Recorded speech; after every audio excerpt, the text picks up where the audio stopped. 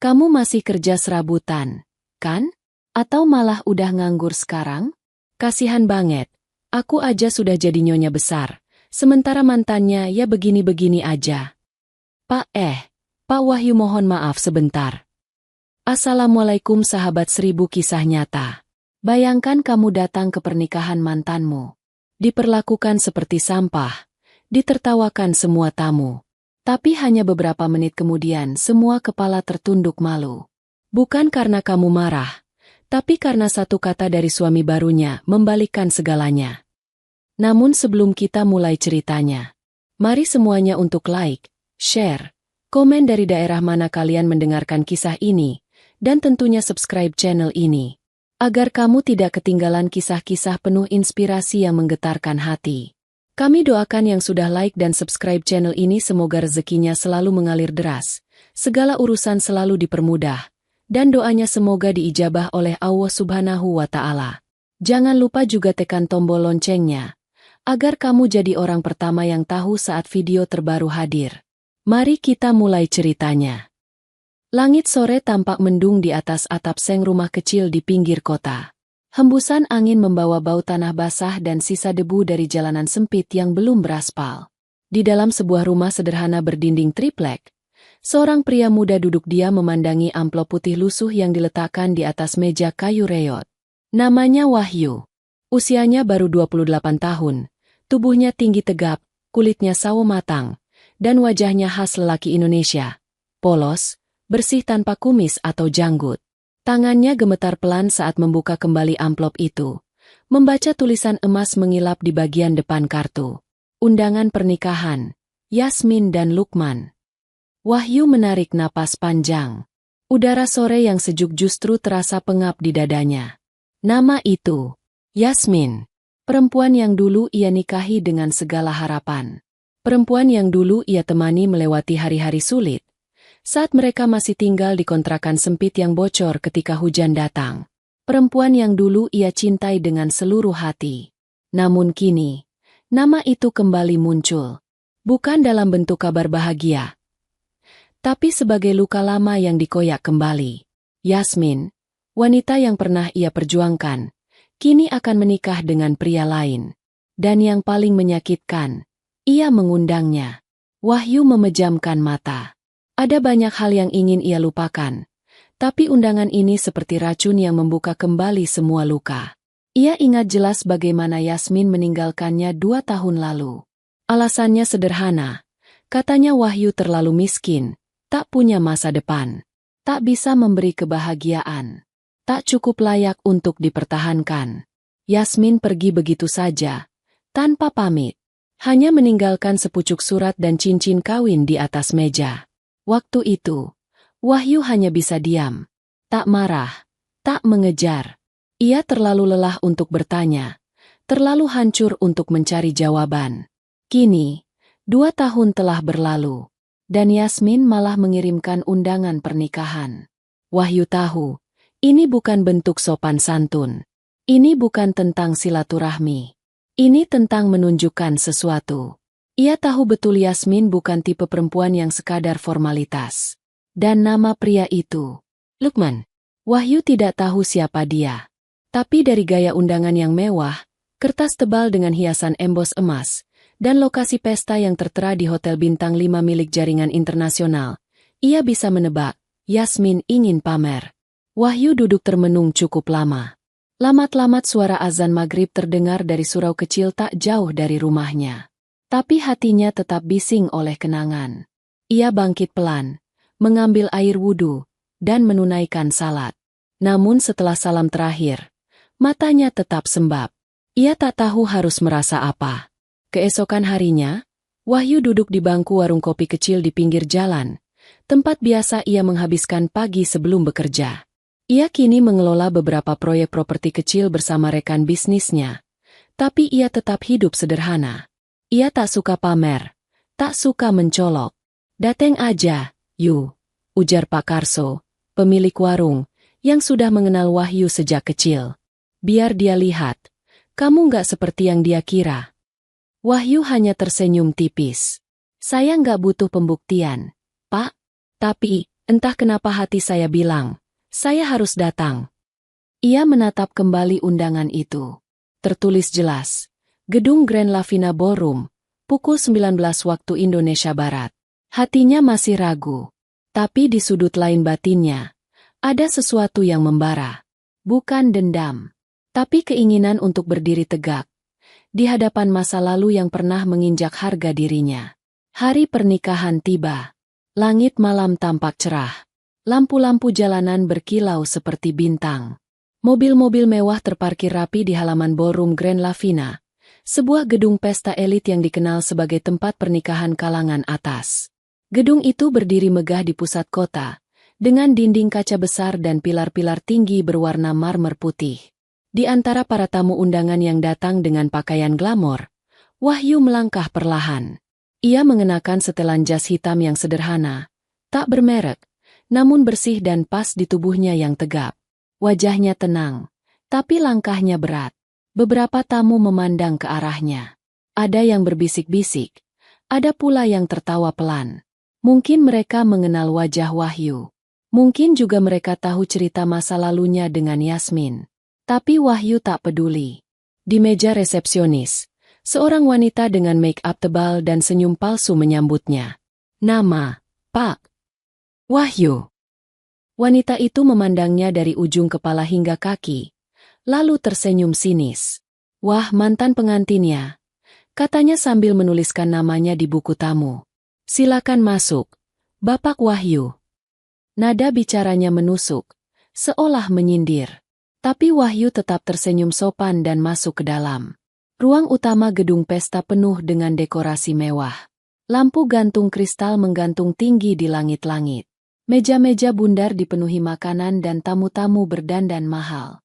Musik lembut mengalun dari orkestra kecil di sudut ruangan. Di pelaminan, Yasmin duduk anggun dalam balutan gaun putih berkilau.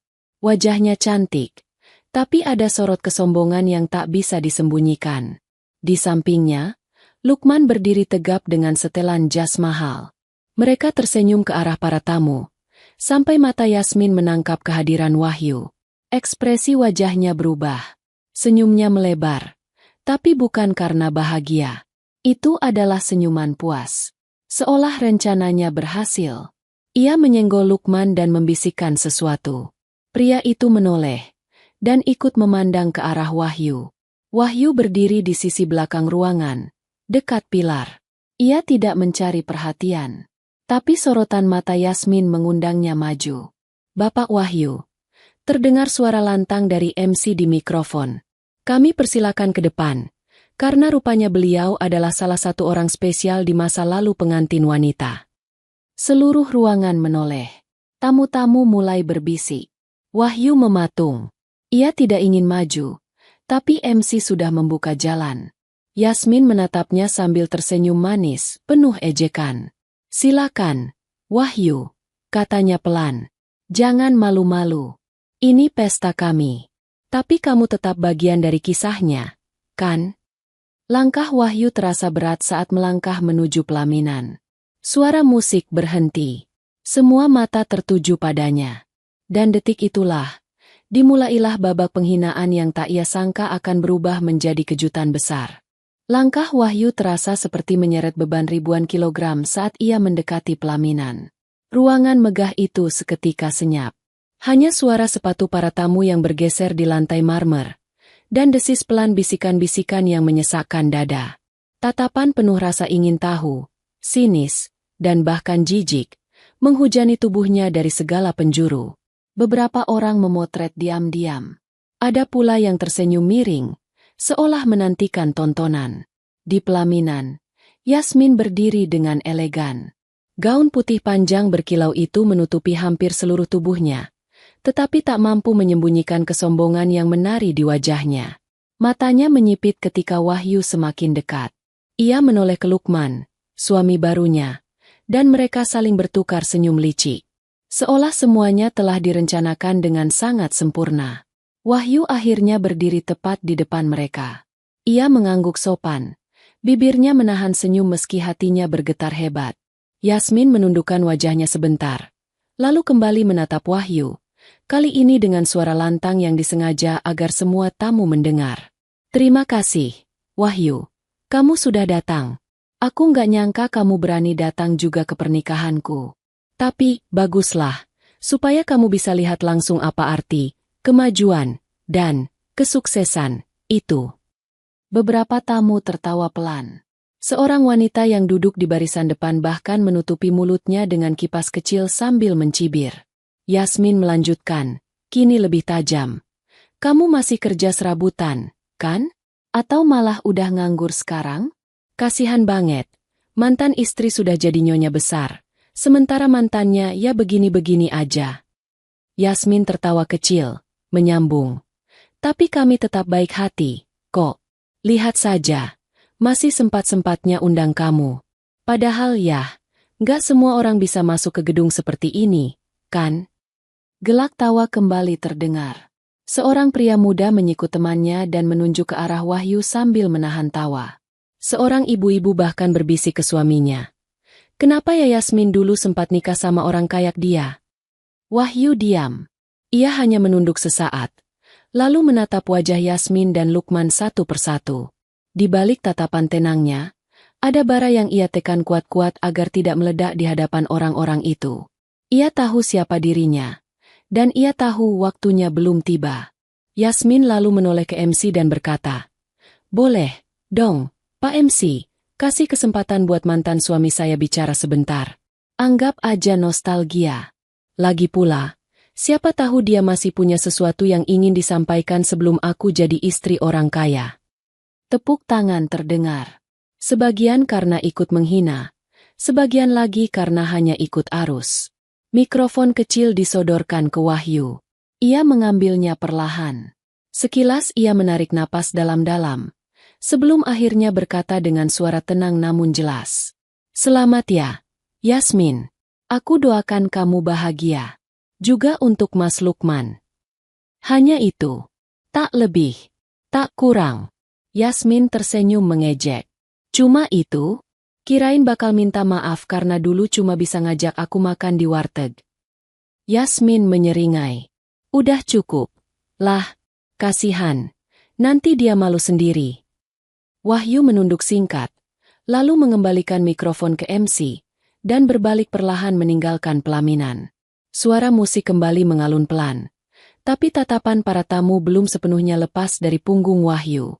Beberapa masih menahan tawa. Beberapa menganggap itu sebagai adegan paling lucu di pesta malam itu. Tapi belum sampai 5 langkah Wahyu beranjak dari pelaminan. Terjadi sesuatu yang membuat semua orang terdiam. Lukman, yang sejak tadi berdiri kaku dengan kepala menunduk akhirnya memberanikan diri mengangkat kepalanya. Wajahnya memucat. Ia menatap punggung Wahyu dengan ekspresi panik, lalu memanggil dengan suara gugup. Pak Wahyu mohon maaf sebentar." Langkah Wahyu terhenti. Ia menoleh pelan. Semua tamu pun ikut menoleh.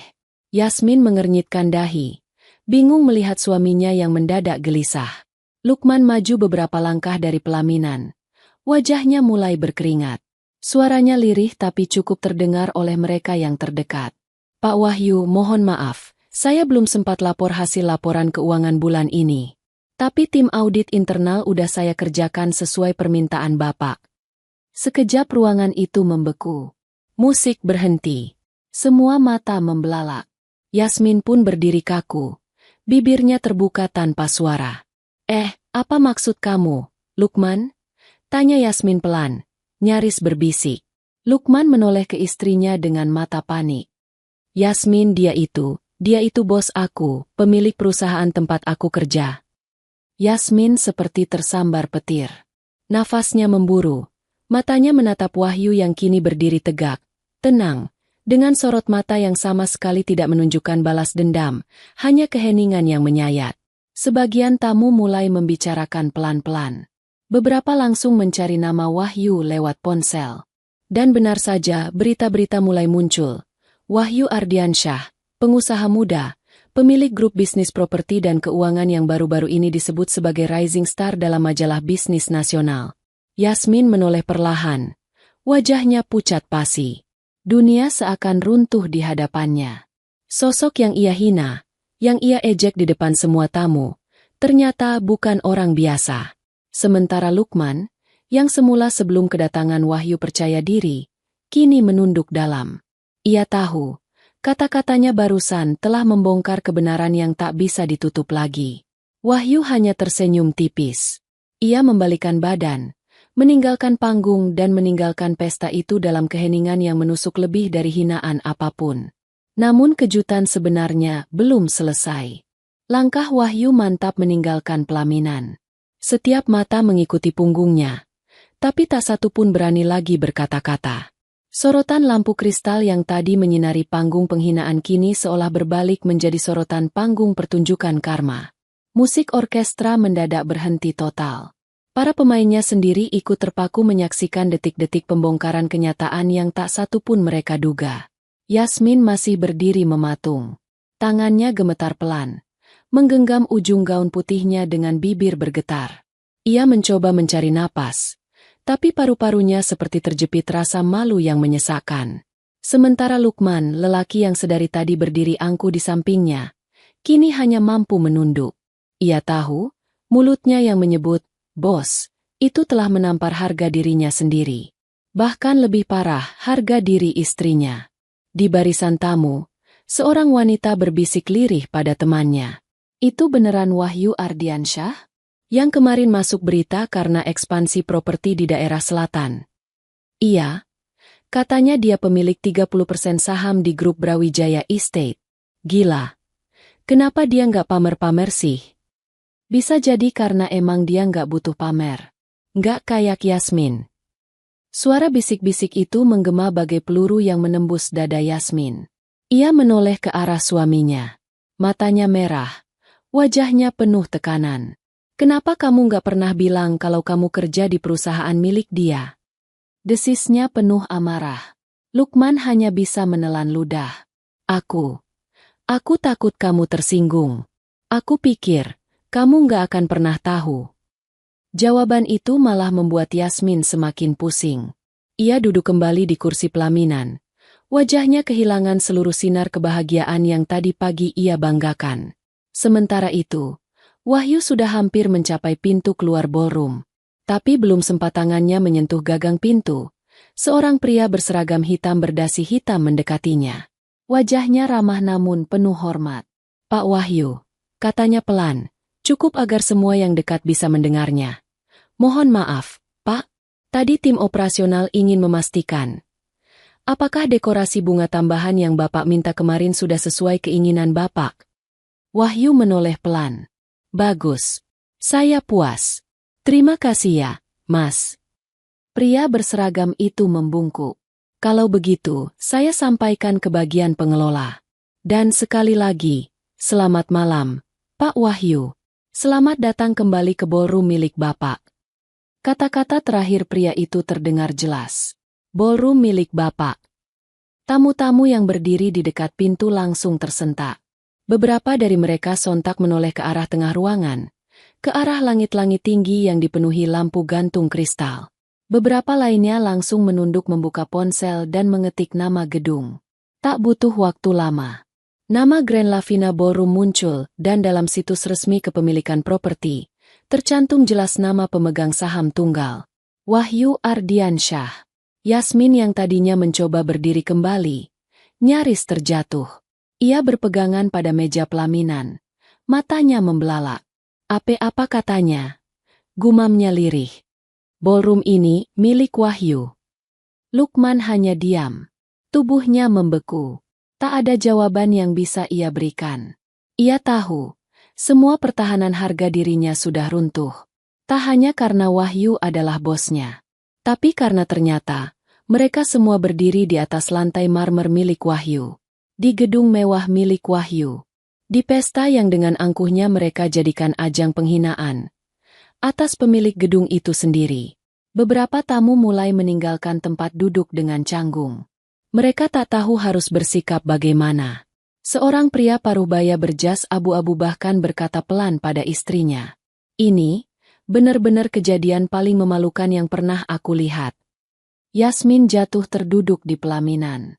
Tangannya gemetar hebat, pipinya memanas, dan dadanya seperti akan meledak. Gaun putih yang tadi ia banggakan, kini terasa seperti kain pengikat yang mencekik harga dirinya. Ia mencoba menenangkan diri, tapi matanya tak bisa lepas dari pintu utama ballroom. Tempat Wahyu baru saja keluar dengan tenang, meninggalkan segalanya. Di luar gedung, malam masih lengang. Hanya deru AC dan langkah kaki Wahyu yang mengisi lorong lobi. Ia berjalan santai melewati para pegawai hotel yang kini berdiri memberi hormat. Salah satunya, manajer operasional hotel, bahkan membungkuk dalam dan berkata, "Pak Wahyu, terima kasih telah kembali ke ballroom. Kami senang gedung ini bisa digunakan untuk acara besar malam ini." Wahyu hanya tersenyum sopan. "Ya, saya juga senang tempat ini bisa menyimpan banyak kenangan malam ini." Ia melangkah ke mobil hitam sederhana yang menunggunya di parkiran belakang. Bukan mobil mewah, bukan juga dengan iring-iringan pengawal. Ia tetap seperti Wahyu yang dulu. Tapi hatinya kini lebih lapang dari siapapun yang berdiri di dalam gedung megah tadi. Ia memejamkan mata sejenak sebelum masuk ke dalam mobil. Kenangan demi kenangan berputar di kepalanya. Tapi semuanya kini terasa ringan. Karena malam ini, luka lama telah terbalaskan. Bukan dengan teriakan. Bukan dengan marah. Tapi dengan cara yang paling elegan. Diam, dan membiarkan kenyataan yang berbicara. Ruangan Grand Lavina Ballroom perlahan-lahan mulai kehilangan kemegahannya. Musik sudah tak lagi terdengar.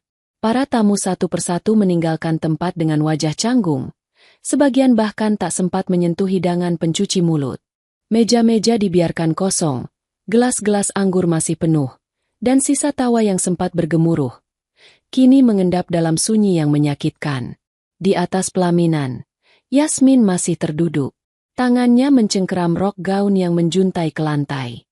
Tatapannya kosong, tapi sorot matanya menyiratkan kekacauan yang tak bisa dilukiskan. Ia tak lagi peduli dengan para tamu yang memandang. Ia juga tak peduli dengan lampu sorot yang menyinari wajahnya. Semua rasa bangga dan percaya dirinya menguap. Hanya menyisakan kehancuran yang perlahan menggerogoti kewarasannya. Lukman berdiri tak jauh darinya. Ia gelisah. Tubuhnya tampak lunglai. Kemeja dalam jasnya mulai basah oleh keringat. Ia menoleh ke kiri dan kanan, berharap ada seseorang yang bisa menyelamatkan situasi. Tapi tak ada siapapun yang peduli.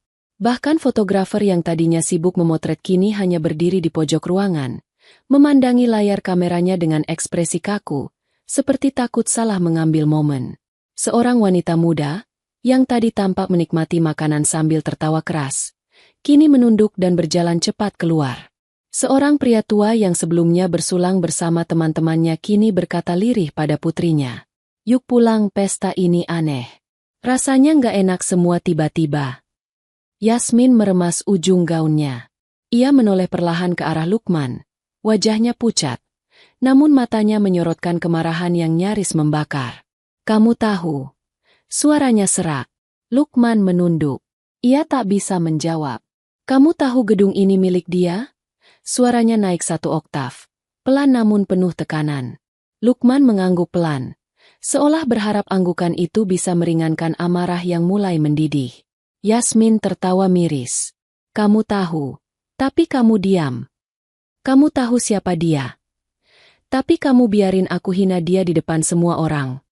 Aku nggak tahu dia bakal datang," ujar Lukman terbata. "Aku kira dia nggak bakal peduli, aku kira." "Cukup," bentak Yasmin, berdiri tiba-tiba, membuat kursinya jatuh. Semua orang yang masih tersisa di ruangan itu sontak menoleh. Dengan nafas terengah, ia mencabut mahkota kecil di kepalanya dan melemparkannya ke lantai. Air matanya tumpah tanpa permisi, membasahi pipinya yang tadi dipenuhi riasan mewah. Lipstik merahnya mulai luntur. Eyelinernya membaur dengan air mata. "Aku malu," bisiknya pada dirinya sendiri. "Ya Allah, aku benar-benar malu." Lukman hanya bisa diam. Ia tahu, semua ini bukan salah Wahyu. Bukan juga salah Yasmin sepenuhnya. Tapi kini, ia berdiri di tengah badai yang mereka ciptakan bersama, dan tak ada jalan keluar yang cukup mulus untuk menyelamatkan wajah mereka. Sementara itu, di luar gedung, mobil Wahyu melaju tenang melewati jalan protokol kota. Lampu-lampu malam berpendar di jendela, menciptakan bayangan-bayangan cahaya yang menari di dashboard. Di dalam mobil, Wahyu duduk diam, memandangi pemandangan kota dari balik kaca. Supirnya, Pak Herman, yang sudah lama mengabdi, melirik lewat kaca spion. "Gimana tadi acaranya, Pak?" tanyanya hati-hati.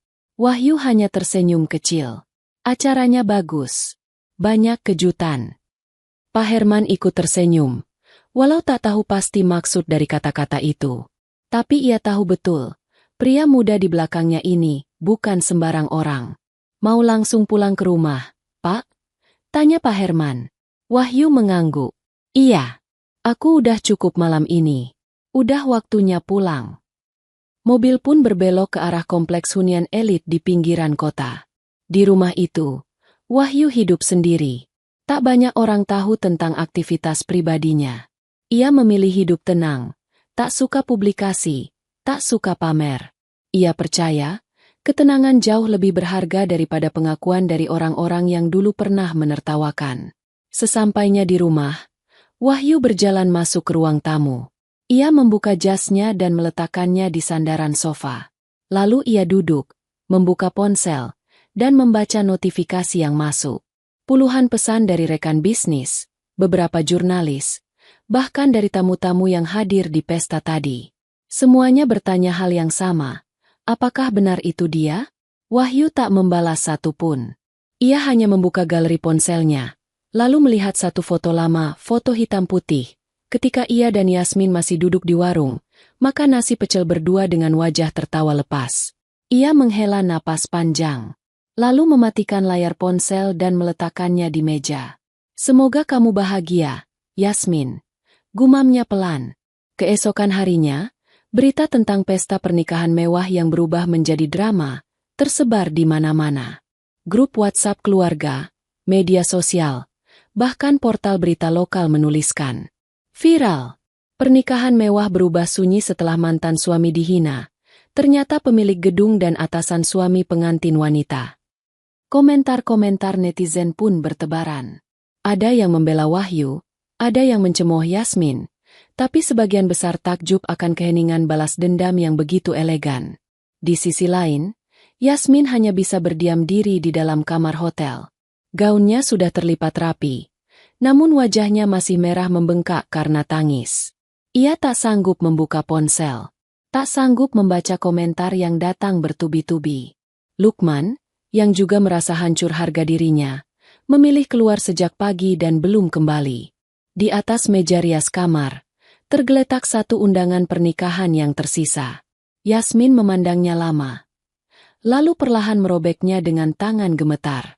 Sementara di kantor pusat perusahaan milik Wahyu, suasana pagi tetap berjalan seperti biasa. Tapi satu meja kerja tampak kosong.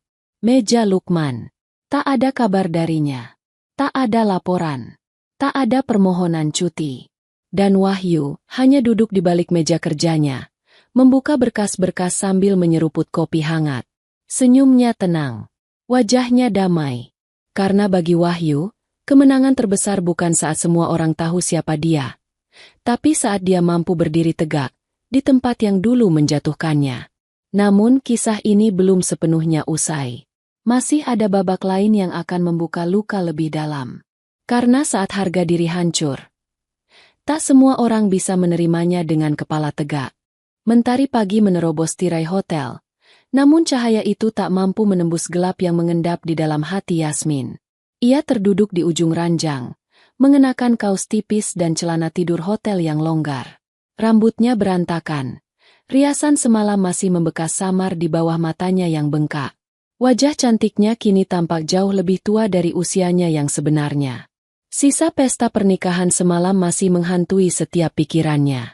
Bukan hanya karena kejutan demi kejutan yang memalukan, tapi karena kenyataan bahwa semua itu terjadi akibat mulut dan kesombongan yang ia biarkan tumbuh di dalam dirinya. Yasmin bukan hanya mempermalukan mantan suaminya, tapi ia juga menguliti harga dirinya sendiri di hadapan ratusan mata. Ia melirik ke arah gaun putih yang tergantung di balik pintu lemari.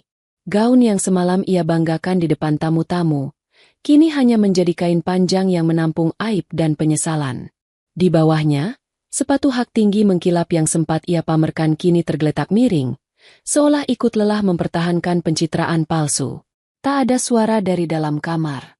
Hanya detak jam dinding dan isak tangis sesekali yang tertahan. Yasmin sudah mencoba menelepon Lukman sejak subuh, namun ponselnya tak aktif. Ia meninggalkan pesan suara, pesan teks, tapi tak ada jawaban. Bahkan saat ia menghubungi manajer perusahaan tempat Lukman bekerja, jawabannya pun membuat hatinya semakin runtuh. Pak Lukman belum masuk kantor. Tidak ada kabar cuti juga, Bu. Ia menutup ponsel pelan. Dadanya sesak. Kepalanya pening. Air matanya kembali turun. Entah sudah keberapa kali sejak semalam. Yasmin berdiri dengan langkah lunglai menuju cermin besar. Ia menatap pantulan wajahnya sendiri. Mata sembab, pipi pucat, bibir kering. Di balik keremangan itu, ia melihat seorang wanita yang kehilangan segalanya hanya dalam satu malam. Apa aku sebodoh itu? Gumamnya pelan. Namun di balik semua itu, ada satu wajah yang terus terbayang. Wajah Wahyu. Wajah tenang, tegap, bersih. Tanpa kata-kata balas dendam, tanpa amarah, tanpa sumpah serapah. Tapi sorot mata itu, seperti pedang tajam yang masuk diam-diam dan merobek bagian terdalam dari dirinya. Sementara itu, Wahyu memulai hari seperti biasa. Ia mengenakan kemeja putih bersih, celana abu-abu tua, dan sepatu kulit hitam sederhana. Rambutnya disisir rapi ke samping, dan wajahnya segar meski ia hanya tidur beberapa jam. Ia keluar dari rumah sambil membawa berkas-berkas dan laptop tipis. Di tangannya, secangkir kopi hangat masih mengepul. Di meja makan, Ibu Wahyu, seorang wanita parubaya berhijab sederhana, sedang menyapu remah roti dari taplak meja. Pesta semalam gimana, Yu? Tanyanya tenang. Wahyu diam sejenak, lalu menjawab sambil tersenyum kecil. Berisik, Bu. Tapi cepat sepi juga. Ibu hanya mengangguk, lalu menepuk bahu anaknya pelan. Kadang, Allah memang membalas dengan cara yang tak kita duga. Wahyu mencium tangan ibunya, lalu pamit. Ia tahu, masih ada banyak hal yang harus ia hadapi, dan semalam mungkin baru permulaan dari badai yang lebih besar. Di tempat lain, Yasmin masih terpaku di balkon hotel lantai 7. Ia menatap jalanan kota dari kejauhan, melihat mobil-mobil berlalu lalang. Orang-orang berlalu seperti tak ada yang terjadi. Tapi bagi Yasmin, dunia tak lagi sama. Ia membuka ponselnya dan mengetik nama, Wahyu Ardiansyah, di mesin pencarian. Puluhan artikel muncul. Sebagian besar menyorot kejadian semalam, beberapa lainnya memuat wawancara lama tentang kisah perjuangannya merintis bisnis properti dari bawah. Ia membaca satu persatu. Di situ, tertulis bahwa Wahyu pernah tidur di warung kosong demi menekan biaya operasional saat awal membuka usaha. Pernah makan mie instan 3 hari berturut-turut. Bahkan, pernah menjual motor satu-satunya untuk menutup gaji karyawan kecil yang telat dibayar. Kenapa dulu aku nggak lihat semua ini? Lirihnya, penuh sesal. Ia kembali membaca satu artikel yang menyebutkan bahwa Wahyu kini menjadi salah satu investor tunggal untuk 3 hotel di Jakarta. Salah satunya, Grand Lavina Ballroom. Yasmin memejamkan mata. Tangan kirinya memegang pinggiran balkon erat-erat, seolah takut dirinya roboh karena beban yang tak terlihat. Dan seakan belum cukup menyakitkan, ponselnya kembali bergetar. Kali ini dari salah satu teman lamanya. Min, kamu kuat banget ya. Tapi serius, aku nggak nyangka ternyata Wahyu udah segitu suksesnya. Keren sih, cowok kayak dia diam-diam menghancurkan semua harga diri Lukman. Yasmin tidak membalas. Ia hanya membaca, lalu mematikan ponsel. Kepalanya mulai berat. Ada suara dalam hatinya yang berkata bahwa semuanya sudah terlambat. Tapi di balik sesal itu, muncul satu perasaan yang selama ini ia kira sudah mati. Rasa rindu. Rindu kepada Wahyu yang sederhana, yang jujur, yang dulu mencintainya dengan tulus. Bahkan saat mereka hanya bisa makan nasi goreng sisa malam. Ia mulai berjalan kembali ke dalam kamar. Melihat berkas-berkas nikah yang terletak di atas meja. Melihat nama, Lukman, tertulis di samping namanya. Hati kecilnya berkata, ia baru saja menukar ketulusan dengan topeng yang rapuh. Sore harinya, Lukman kembali ke hotel.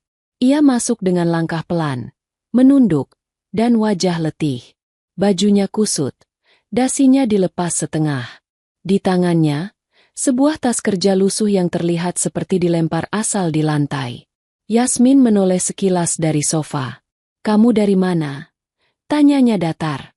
Lukman hanya duduk, menghela napas panjang, lalu menjawab lirih. "Dari kantor. Tapi, kayaknya aku nggak bisa lama di sana." Yasmin menatap tajam. "Maksud kamu?" "Aku diminta keluar dengan baik-baik. Surat pengunduran diri udah disiapkan," katanya. Pemilik perusahaan nggak bilang apa-apa. Tapi semua orang udah tahu. Yasmin menutup wajahnya dengan kedua tangan. Tangisnya pecah. Ia mencoba menahan, tapi semuanya sudah tak bisa dibendung. Lukman hanya bisa duduk di sana. Tak bergerak, tak bicara. Mereka berdua duduk bersama dalam ruangan sepi, di tengah gaun putih yang tak lagi berarti, dan mimpi-mimpi palsu yang perlahan berubah jadi kutukan. Sementara itu, malam kembali turun di langit kota. Di sudut kafe kecil yang tak terlalu ramai, Wahyu duduk sendirian.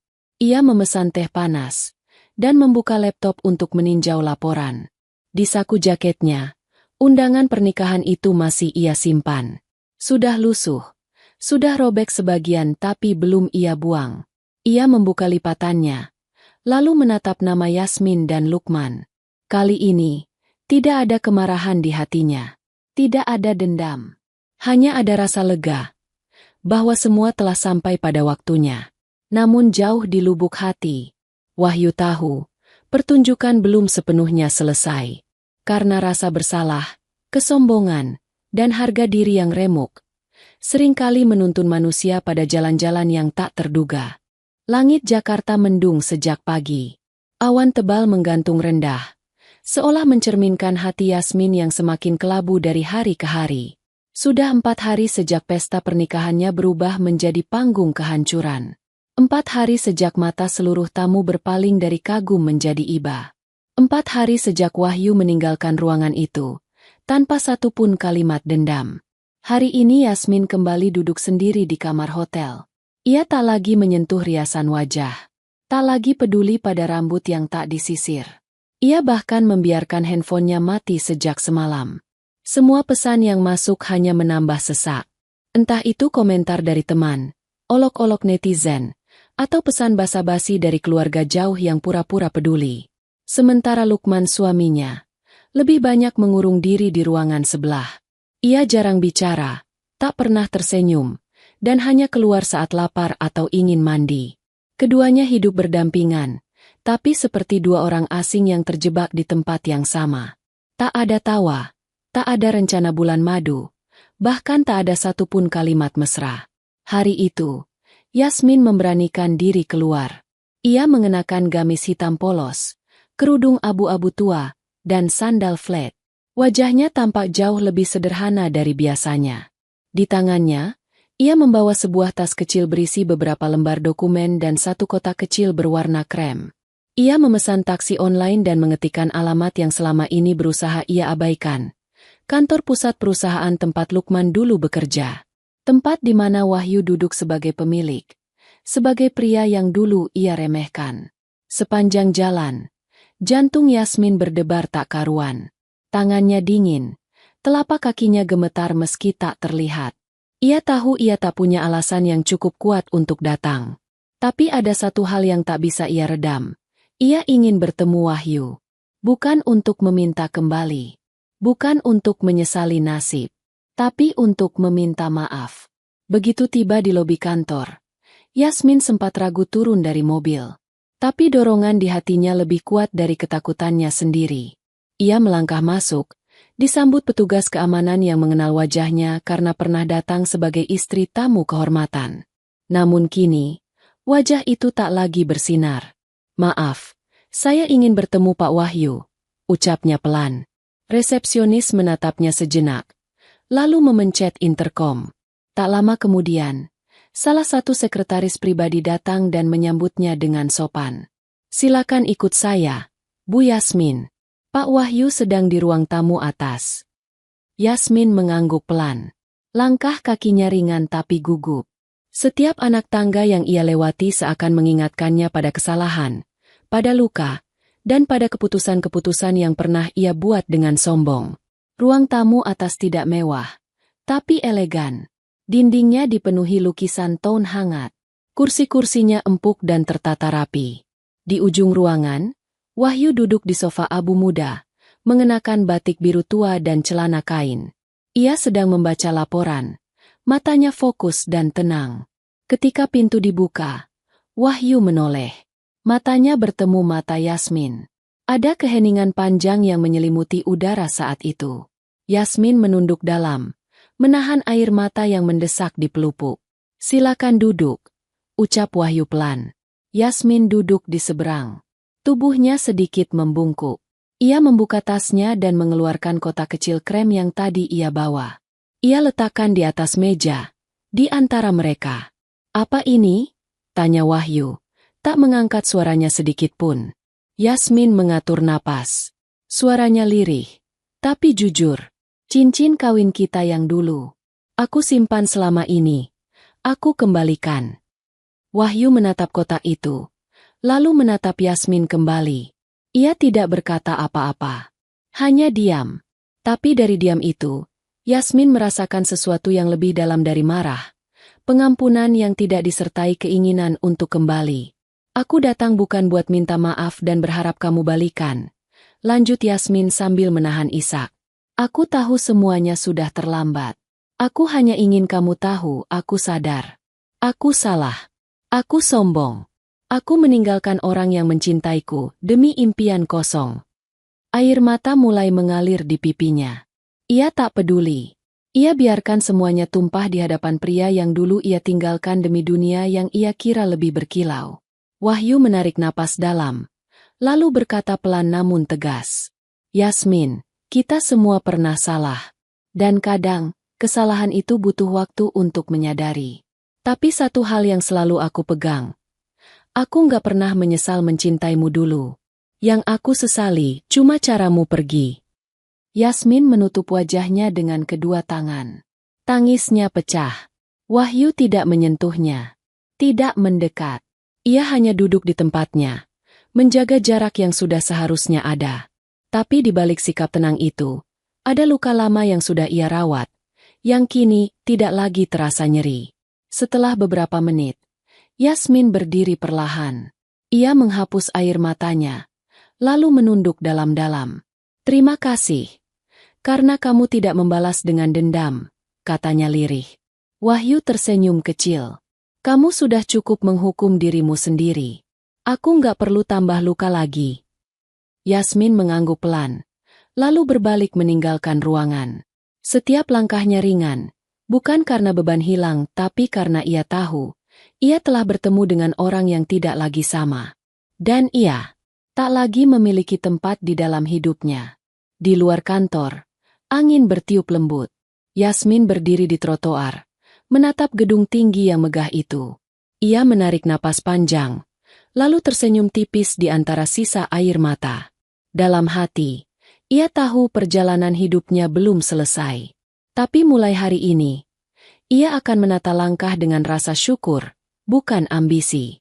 Sementara Wahyu kembali menutup kotak kecil krem itu. Ia simpan di laci mejanya. Bukan untuk dikenang, tapi untuk diingat. Bahwa rasa sakit yang dulu pernah ada kini telah berubah menjadi kekuatan. Dan hidup terus berjalan, tanpa perlu menoleh ke belakang terlalu lama. Hari-hari setelah pertemuan itu menjadi awal baru bagi Yasmin. Bukan awal yang indah, tapi awal yang memaksa dirinya belajar menerima luka. Ia kembali ke apartemen kecil di daerah Tebet, meninggalkan kamar hotel tempat ia dan Lukman sempat berdiam bersama setelah pesta. Semua perabotan mewah yang sempat mereka rancang untuk rumah masa depan dibatalkan. Rencana bulan madu ke Eropa yang dulu dibangga-banggakan di media sosial tak pernah jadi kenyataan. Yasmin menatap langit-langit kamar barunya. Dindingnya putih polos, belum sempat dihias. Lampu neon satu-satunya menggantung tanpa kap. Lantai keramik dingin memantulkan bayangan dirinya yang terduduk lemas, memeluk lutut di pojok ruangan. Tak ada suara selain dentingan jam tua yang ia temukan di pasar loak. Satu koper berisi pakaian dan 2 kardus barang adalah seluruh hidupnya kini. Bukan hanya harta benda yang berkurang, tapi juga harga dirinya yang terseret jatuh bersama pesta yang berubah menjadi luka kolektif. Bahkan kini, saat membuka ponsel, ia lebih banyak menerima pesan-pesan bernada sindiran daripada ucapan selamat. Teman-teman yang dulu selalu ada saat ia masih menjadi wanita, berkelas, perlahan menghilang satu persatu. Min, serius kamu balik ke Tebet? Rumah Lukman gak jadi dibeli tuh? Kirain udah panjar. Kata orang, kamu sekarang tinggal numpang di kontrakannya. Kalimat-kalimat itu bertebaran, bukan hanya lewat pesan, tapi juga di grup arisan, obrolan ibu-ibu kompleks, dan bahkan komentar-komentar di akun media sosialnya yang kini sepi like dan penuh kalimat pedas. Yasmin hanya membaca, kadang menangis, tapi lama-lama tidak lagi. Ia membiarkan semua itu menjadi seperti angin yang lewat di jendela. Tak bisa dicegah, tapi bisa diabaikan.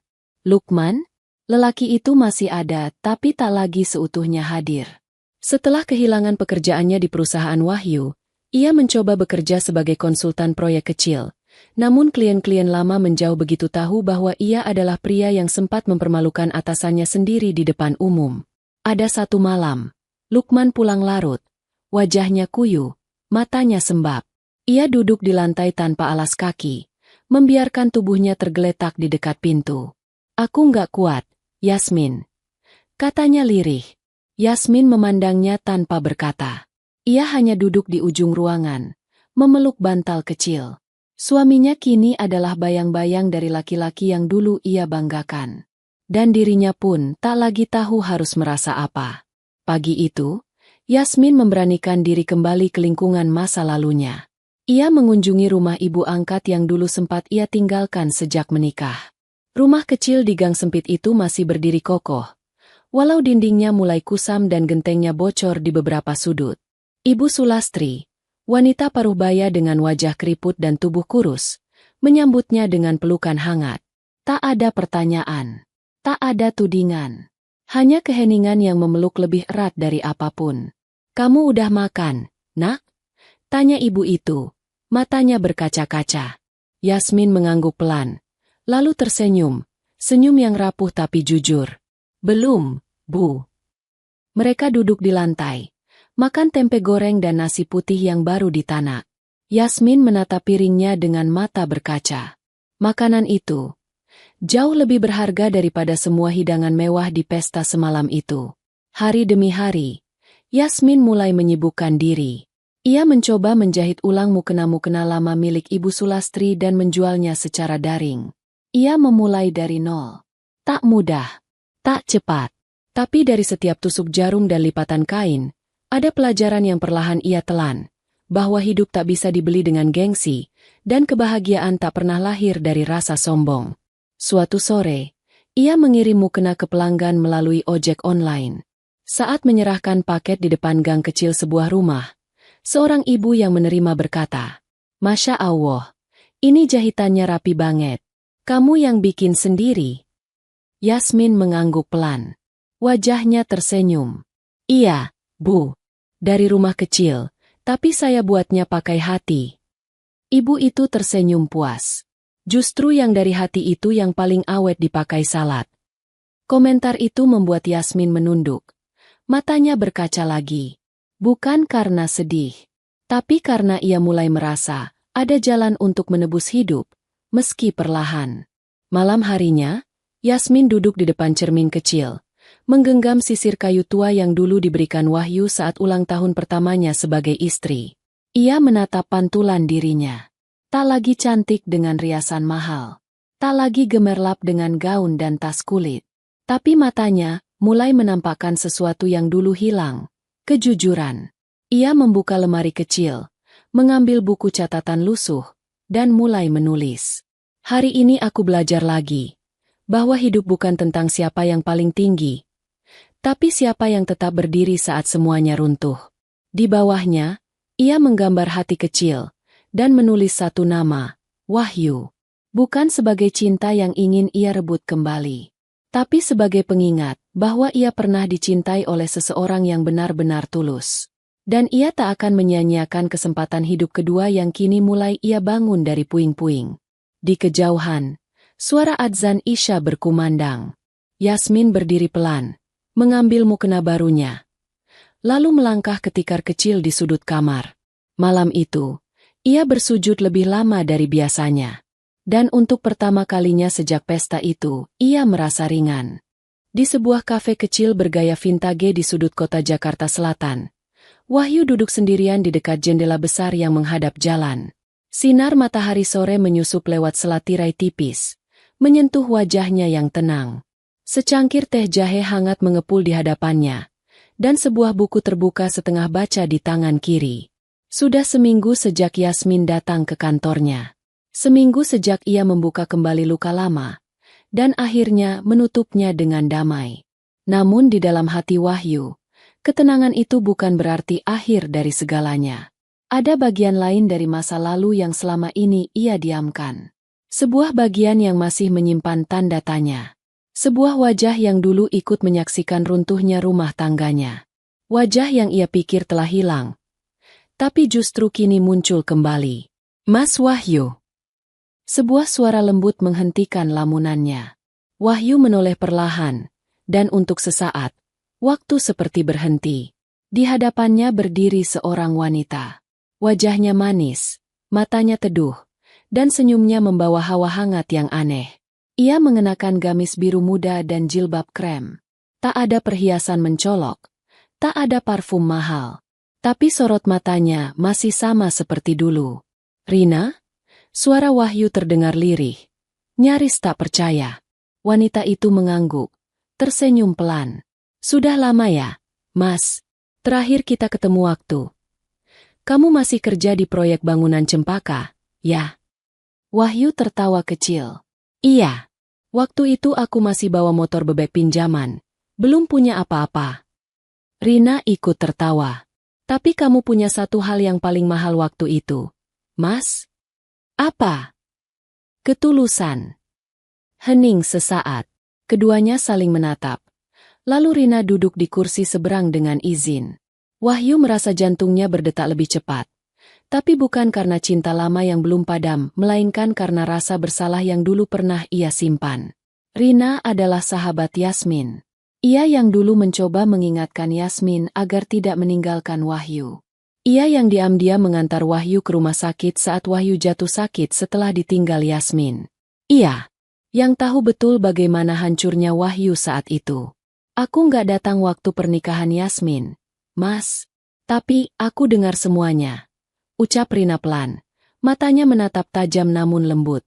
Kamu kuat banget. Kamu nggak marah. Kamu nggak balas. Tapi kamu berdiri. Wahyu hanya menunduk. Ia memutar sendok kecil di dalam cangkir tehnya, mencoba menyusun kalimat. Rina, waktu itu, aku tahu kamu ingin bantu aku. Tapi aku terlalu tenggelam dalam luka, sampai aku nggak bisa lihat siapa yang benar-benar peduli. Rina tersenyum. Aku ngerti, Mas. Aku nggak datang hari itu buat minta maaf atau berharap apa-apa. Aku cuma mau bilang, kamu inspirasi. Kenapa baru sekarang muncul? Tanya Wahyu pelan. Karena aku tahu, kamu belum selesai dengan masa lalumu. Jawab Rina jujur. Tapi sekarang, kamu udah berdamai. Dan aku rasa, aku punya hak untuk bicara setelah semua ini. Wahyu mengangguk. Tak bisa ia pungkiri. Kehadiran Rina mengisi ruang kosong yang selama ini hanya ia biarkan terbuka. Rina bukan Yasmin. Ia tak pernah menjanjikan mimpi.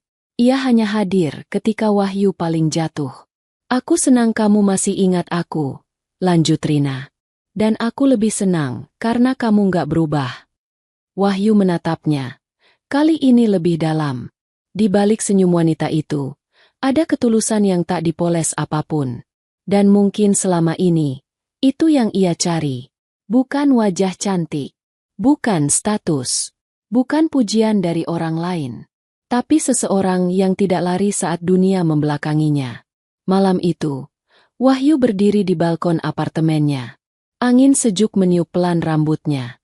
Di tangannya, ponsel yang baru saja menyimpan satu nomor baru, Rina. Ia membuka galeri foto, lalu menatap foto lamanya bersama Yasmin. Ia tersenyum sebentar, lalu menghapus foto itu tanpa ragu. Bukan karena benci, tapi karena masa lalu tak harus selalu disimpan untuk dikenang. Ada waktunya dilepaskan. Di sisi lain kota, Yasmin sedang menjahit mukena di bawah lampu redup. Di sampingnya, televisi menayangkan berita tentang ekspansi bisnis Wahyu ke luar negeri. Wajah itu muncul lagi. Tapi kali ini, Yasmin tersenyum. Bukan dengan getir. Bukan dengan cemburu. Tapi dengan rasa bangga.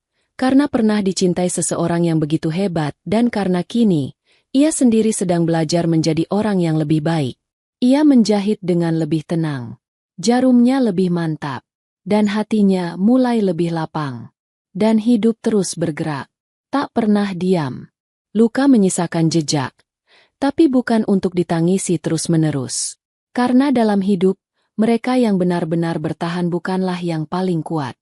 Tapi yang mampu bangkit. Saat seluruh dunia sudah menertawakan. Dan dalam senyap, Wahyu tersenyum. Ia tahu, esok hari akan membawa cerita baru. Pagi itu, udara kota Jakarta terasa lebih sejuk dari biasanya. Langit biru tak tertutup awan. Dan cahaya matahari menembus perlahan dari balik jendela ruang kerja Wahyu. Di meja kayu panjang yang bersih, berjejer rapi dokumen proyek baru yang akan diluncurkan di dua kota besar. Tapi fokus Wahyu bukan lagi sekadar deretan angka dan target. Hari-harinya kini punya ritme yang berbeda. Lebih damai, lebih terarah. Ia tengah membaca laporan ketika notifikasi ponsel berbunyi pelan. Sebuah pesan singkat muncul di layar. Sudah di kafe. Duduk di meja pojok. Aku bawa sesuatu. Rina. Wahyu tersenyum kecil. Ia mengenakan jam tangan, lalu merapikan kemejanya dan berangkat. Tujuannya jelas. Bukan rapat, bukan pertemuan bisnis. Tapi sesuatu yang lebih hangat dari itu.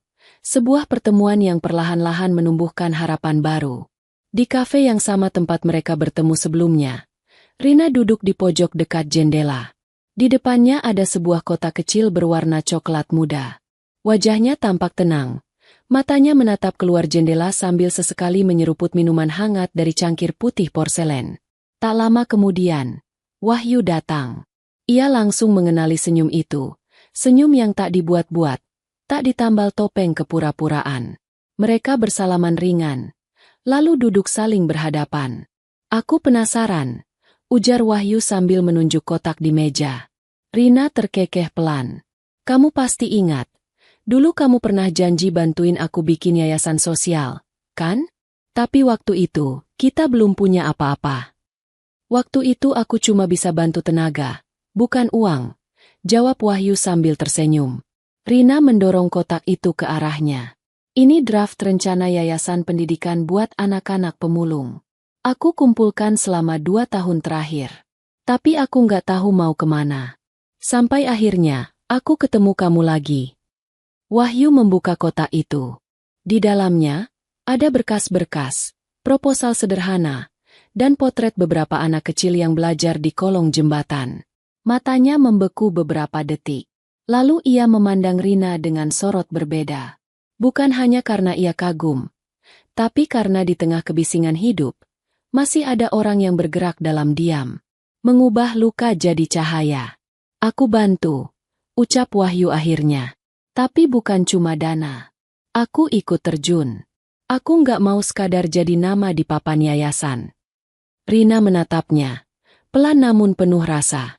Itu yang selalu aku kagumi dari kamu, Mas. Untuk beberapa menit, mereka hanya duduk diam, menikmati suasana.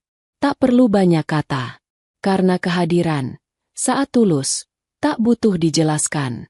Sementara itu, Yasmin sedang duduk di beranda rumah kecil ibu angkatnya.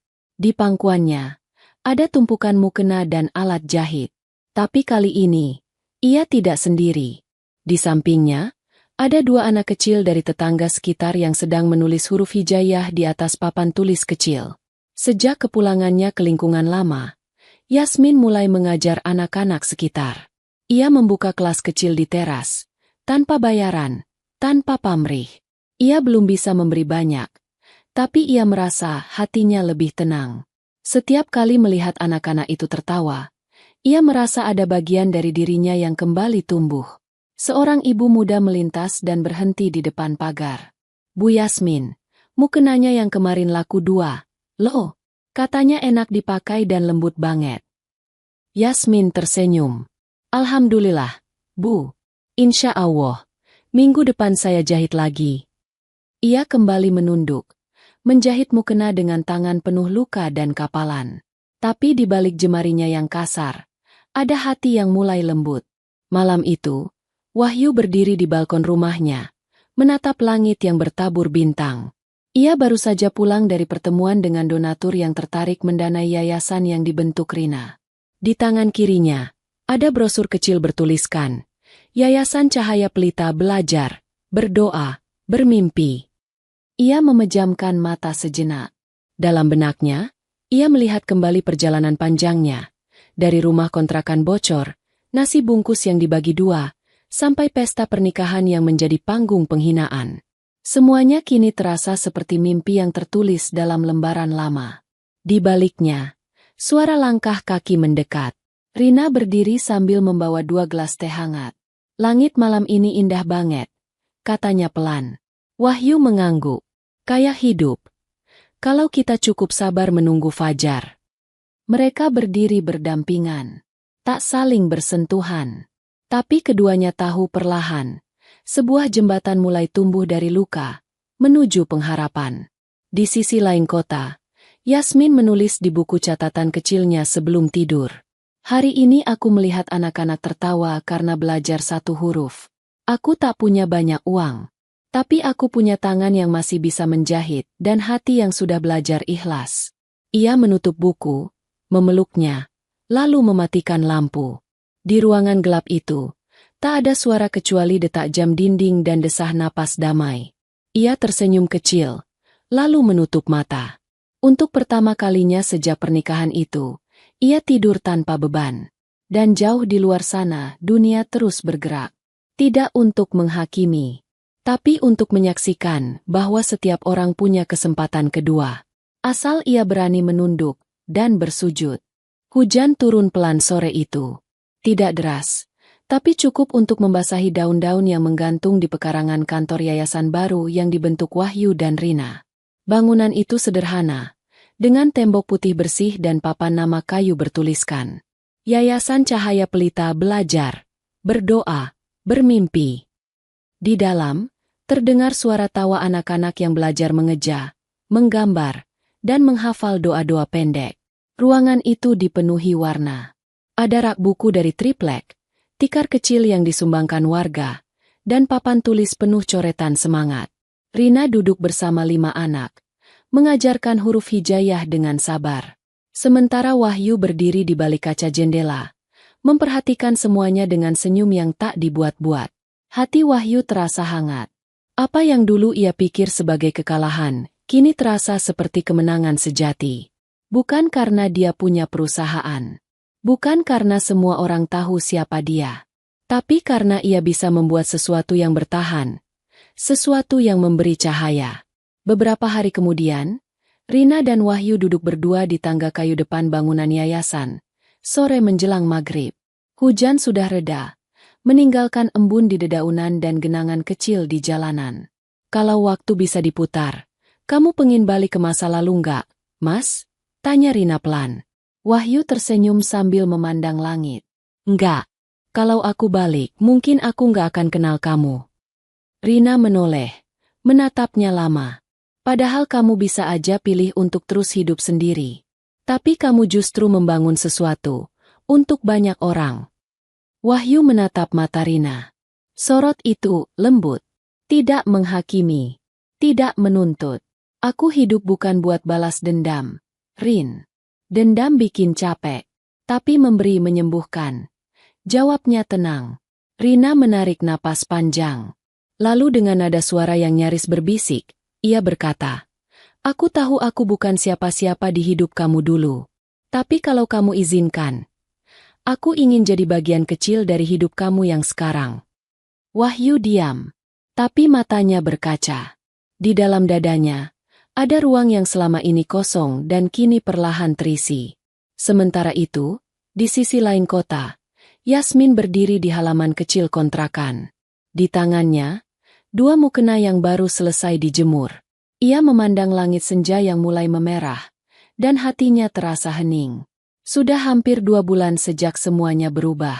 Ia kini dikenal di kampung sebagai Bu Guru Yasmin, wanita yang mengajar tanpa dibayar dan menjual hasil jahitannya dari rumah ke rumah. Tetangganya mulai menghormatinya. Bukan karena masa lalu, tapi karena pilihan hidupnya hari ini. Ia tak lagi mengejar yang gemerlap. Ia hanya ingin cukup dan damai. Suatu siang, ia menerima sebuah paket tanpa nama pengirim. Di dalamnya, satu kotak kecil berisi bros cantik dari bahan perak, dan selembar kertas dengan tulisan tangan rapi. Untuk Yasmin, terima kasih sudah bertumbuh. Terima kasih sudah memaafkan dirimu sendiri. Hiduplah untuk memberi, bukan membandingkan. Yasmin menatap kertas itu lama. Matanya berkaca. Lalu ia tersenyum. Ia tahu, Wahyu tak pernah membenci. Bahkan ketika semua orang menjatuhkannya, Wahyu tetap berdiri dan kini memberi jalan, bukan hanya untuk dirinya sendiri, tapi juga bagi banyak orang. 2 bulan berlalu. Di sebuah acara kecil syukuran peluncuran program pendidikan gratis bagi anak jalanan, puluhan anak hadir dengan seragam putih polos. Di atas panggung sederhana, Rina berdiri menyambut tamu. Dan di sampingnya, Wahyu berdiri memegang mikrofon, wajahnya tenang dan tegas. Hari ini, bukan soal siapa yang punya uang paling banyak, atau siapa yang dulu pernah dijatuhkan. Hari ini tentang kita, yang memilih untuk berdiri dan membawa orang lain ikut tumbuh bersama. Karena sebesar apapun luka kita, selalu ada ruang untuk berbagi cahaya. Tepuk tangan bergemuruh. Anak-anak bersorak. Beberapa ibu menangis haru. Di antara kerumunan itu, Yasmin berdiri di pojok, tak jauh dari pagar. Ia tak mengenakan pakaian mewah, hanya baju kurung abu-abu dan kerudung polos. Tapi wajahnya tersenyum damai. Matanya melihat panggung itu, dan hatinya berbisik. Kamu pantas bahagia, Wahyu. Dan aku sudah merelakan. Ia menunduk, lalu berbalik perlahan, berjalan pulang dengan hati yang ringan. Tak ada dendam, tak ada keinginan untuk kembali. Hanya rasa syukur bahwa segala sakit bisa membawa pada kedewasaan. 1 minggu kemudian, di halaman belakang yayasan, Wahyu dan Rina duduk berdua di bangku kayu. Mas, ucap Rina pelan, kamu tahu tempat paling indah di dunia? Wahyu menggeleng kecil. Tempat yang gak pernah menuntut kita jadi siapapun. Tempat di mana air mata bisa jatuh, dan senyum tetap bisa tumbuh. Tempat itu adalah hati yang mau menerima. Wahyu memandang langit yang mulai gelap, lalu menatap wajah Rina. Kalau begitu, kamu tempat pulangku. Rina tersenyum. Tak ada pelukan, tak ada genggaman. Tapi keduanya tahu, cinta tak butuh banyak kata. Cinta hanya butuh keberanian untuk tidak menyimpan luka, dan bersedia memberi cahaya bagi sesama. Dan di bawah langit malam yang hening, 2 insan yang pernah menyimpan luka kini berdiri tegak. Bukan di atas kemewahan, bukan pula di atas kebanggaan, tapi di atas pondasi paling kuat, keikhlasan. Cerita selesai. Sahabat semuanya, hidup tidak akan pernah bisa memuaskan semua orang. Tapi satu hal pasti, kebaikan, kesabaran, dan kerja keras akan menjawab semua hinaan dengan cara yang paling elegan. Karena Allah tahu, siapa yang layak dihargai dan siapa yang akan belajar dari jatuhnya kesombongan. Jika kalian suka dengan ceritanya, klik like, tinggalkan komentar, dan subscribe channel ini, agar kami semakin semangat menyajikan kisah-kisah inspiratif lainnya. Sampai jumpa di video berikutnya. Wassalamualaikum warahmatullahi wabarakatuh.